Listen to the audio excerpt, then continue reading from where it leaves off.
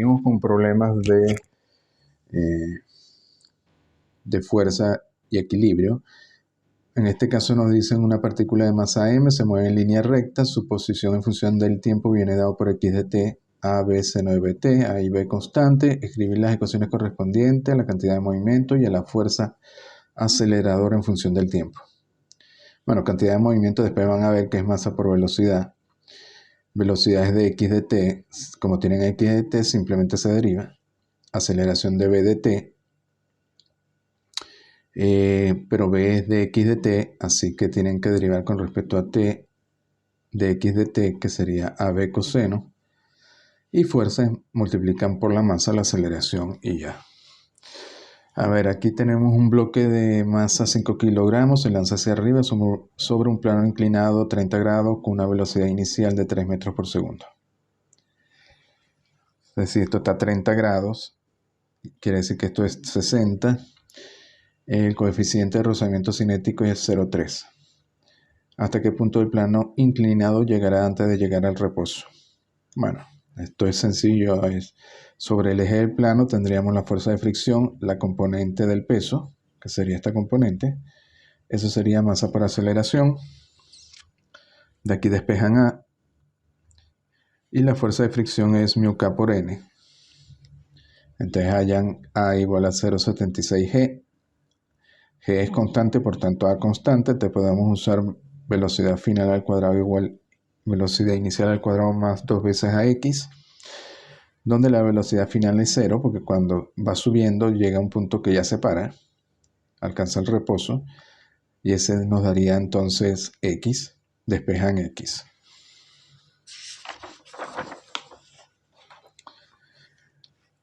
A ver, en este tenemos un determinado objeto desciende con velocidad constante deslizándose sobre un plano inclinado cuando el ángulo de inclinación es θ. Demostrar que en el caso de inclinación θ' mayor que θ, el objeto acelerará con un valor dado por esto. Bueno, si con θ la velocidad es constante, quiere decir que la aceleración a lo largo del plano es 0, la resultante. Tenemos aquí entonces la fuerza como se mueve, si se mueve hacia abajo, sobre el plano inclinado con velocidad constante, la fuerza de fricción va hacia arriba. Con θ la aceleración es nula y la velocidad constante, y con θ' mayor que θ la aceleración es distinta de 0. Sobre el eje paralelo al plano sería el peso menos la fuerza de fricción, sería igual a 0. Y la fuerza de fricción es μkn, y de aquí podemos hallar la relación para que la aceleración sea 0, que es tangente de θ tiene que ser igual a μk. Luego, si θ' es mayor que θ, entonces la componente del peso ahora va a ser mayor que la fuerza de fricción, y por tanto el objeto desciende con aceleración resultante ma. Bueno, aquí hacen lo mismo de la ecuación, ahora le hemos agregado ma, despejan a, la fuerza de fricción nueva sería μkn, y bueno, despejan a y le da el resultado esperado. Fíjense que si θ' es θ, esto da 0, esto da 1, esto da θ, esto da 0, y la aceleración es 0. Y si θ' es mayor que θ, seno de esto es mayor que 0 y la aceleración es positiva hacia abajo. ¿Cuál es la aceleración mínima con la que puede deslizarse hacia abajo un hombre de 75 kilos por una cuerda que solo soporta una tensión de 490 Newton? ¿Cuál será la velocidad de la persona después de deslizarse durante 20 metros? Esto es muy sencillo, ¿no? Tenemos el hombre, está sostenido por una tensión que es la cuerda y su peso. Primero el peso del hombre es la masa por la gravedad, pero resulta que da 735 Newton, que es mucho mayor que 490. Quiere decir que si se queda estático, se parte la cuerda. ¿Qué puede hacer el hombre? Bueno, el hombre primero no se puede colgar estáticamente, sino que debe deslizarse hacia abajo en una caída controlada. Es decir, se debe acelerar hacia abajo con una aceleración A menor que G, porque si fuera G sería caída libre. Bueno, podría ser G. De hecho, vamos a calcular es el A mínimo. Y el hecho de que caiga hacia abajo hace que la tensión sea menor que su peso. Tenemos aquí la ecuación de equilibrio.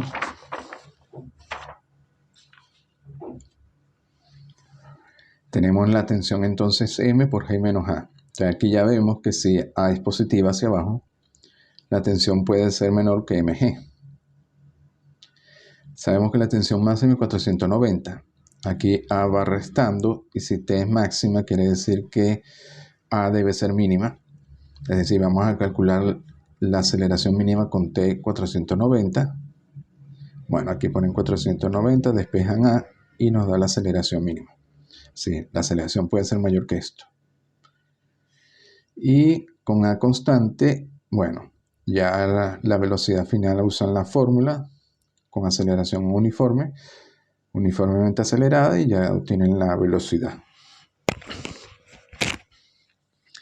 A ver, aquí tenemos un carrillo de 500 gramos. Se conecta a dos pesos mediante un sistema de polea y cables, suponiendo que la vía carece de rozamiento, esta parte, ¿no?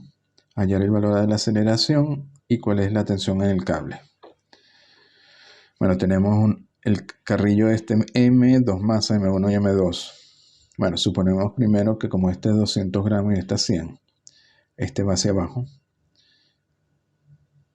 con una aceleración A que transmite la aceleración a todo el sistema.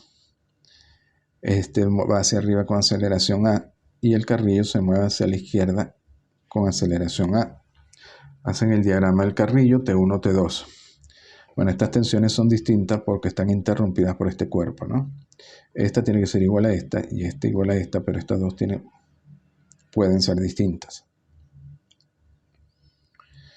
Luego tendríamos T2 menos T1 GMA. Pues esto se mueve hacia la izquierda, T2 sería esta, hacia la izquierda, entonces esto va positivo. Para el cuerpo 2 hacemos lo mismo, T2 menos M2G es igual a menos M2A porque T2 va hacia arriba, pero A va hacia abajo. Y para T1, T1 menos M1G es igual a M1A. T1 va hacia arriba ya también, entonces esto va positivo. El resto es álgebra y hallen A. Meten los valores y le da A igual a un octavo de G. Entonces existe y es mayor que 0. Quiere decir que esto efectivamente va hacia abajo. Y luego de 5 y de 3 aquí hallan la tensión T1 y la tensión T2.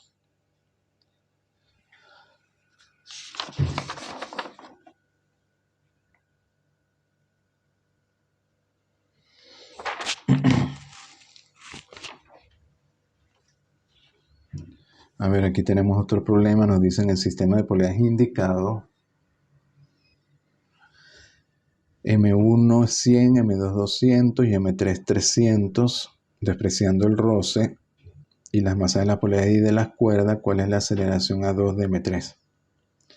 Esto es interesante, ¿no? Porque fíjense que uno aquí se podría confundir, pues si esto es 100 y esto es 200, esto suma 300. Y este también es 300, uno podría decir que esto está en equilibrio y que A y A2 es 0. Bueno, A no puede ser 0.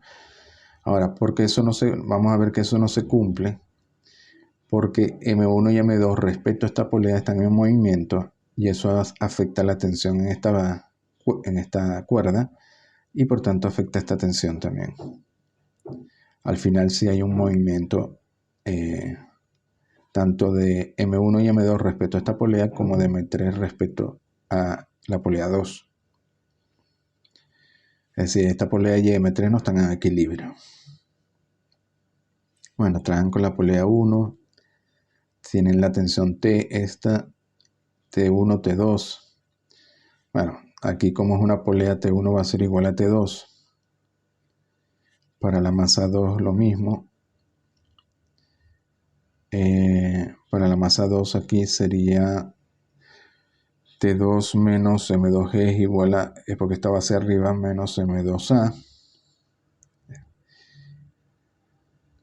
Este iría hacia arriba, este iría hacia abajo. Bueno, luego tendrían la polea 2. Tendrían esta tensión total. Tiene que ser igual a T. Esta sería T, porque sería esta de aquí. Entonces, esto sería T, pero hacia abajo. Y esta sería T3. Aquí también es una polea, entonces T es igual a T3. Hacen la ecuación para la masa M3. El resto es cuestión de hacer álgebra.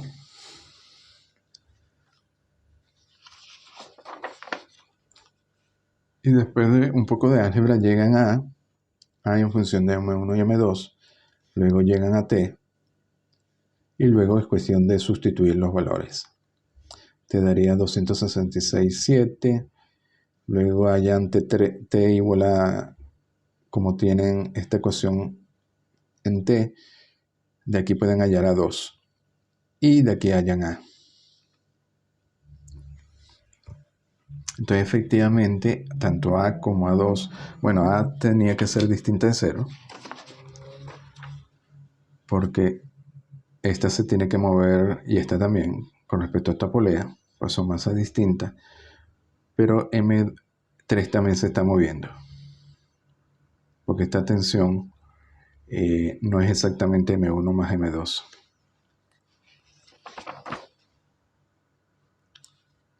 De hecho, aquí lo vemos, la tensión T no es M1 más M2 por G, sino es esta fórmula.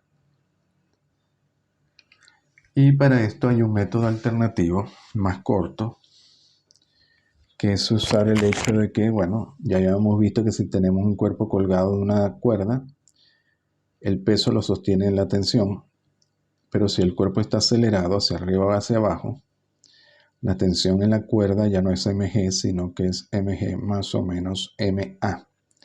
Como te va hacia arriba, si la aceleración sube, va hacia arriba, es mayor, y si va hacia abajo sería el signo menos, es menor.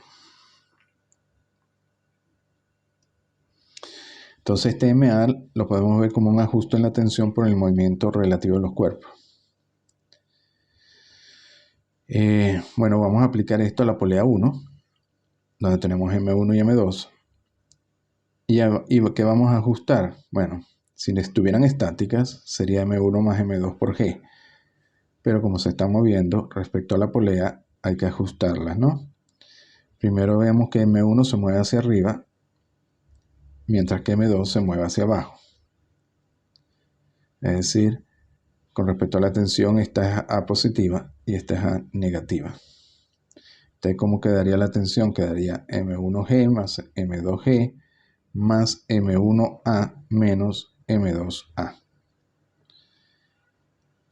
Y esto sería entonces el ajuste al peso. Y bueno, sustituyen aquí los valores, necesitan A, bueno, aquí lo de A lo sacan de aquí, que era 1/3 de G, y le da 266,7. Fíjense que coincide con este valor. Solo que es más rápido, no tienen que usar hacer todo el álgebra.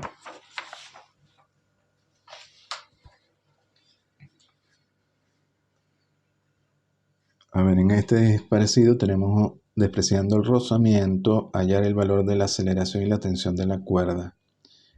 Bueno, esto tenemos un cuerpo moviéndose de 2 kilos aquí con un tita 1 y aquí con un tita 2. Bueno, lo hacemos primero genérico porque nos piden evaluar aquí dos casos, tita 1, tita 2, 30-90 o 30-25. Entonces lo vamos a hacer genérico primero, generalizando, este carrito. En este caso, bueno, vamos a suponer que este se mueva, como este más pesado, este se mueve hacia arriba, este se movería hacia abajo. Tenemos entonces la tensión T hacia arriba, tenemos la normal y el peso. Y esto sería el ángulo tita 1.